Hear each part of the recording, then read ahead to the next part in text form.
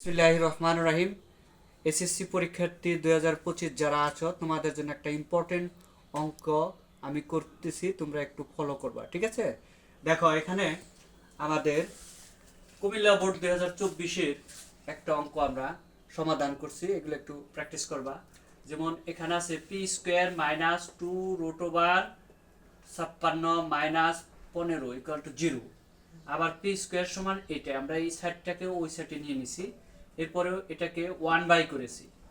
1/, মানে ব্যস্তকরণ করেছি, ব্যস্তকরণ করে এরপরে আমরা লব এবং হরকে উভয় পক্ষ লব এবং হরকে আমরা 15 মাইনাস 2√6 দ্বারা গুণ করেছি, ফলে আমাদের এই মানটা এসেছে এটা। আবার এখানে আমরা খ নম্বরে একটা অঙ্ক করেছি, এখান থেকে আমরা সবগুলো আমরা কি করেছি, বাম সাইড থেকে ডান সাইডে নিয়েছি, ফলে চিহ্ন পরিবর্তন হয়ে গেছে।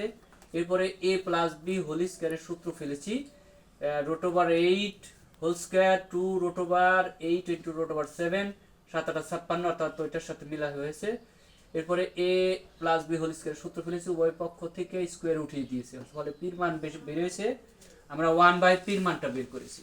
1/, পির মানটা হয়েছে কি আমাদের আমরা আবার কি করেছি, ব্যস্তকরণ করেছি এবং লব ও হরকে এটার বিপরীত রাশি দিয়ে গুণ করে আমরা নিচে a square minus B square সূত্র পড়েছে, উপরে ওইটা হয়েছে।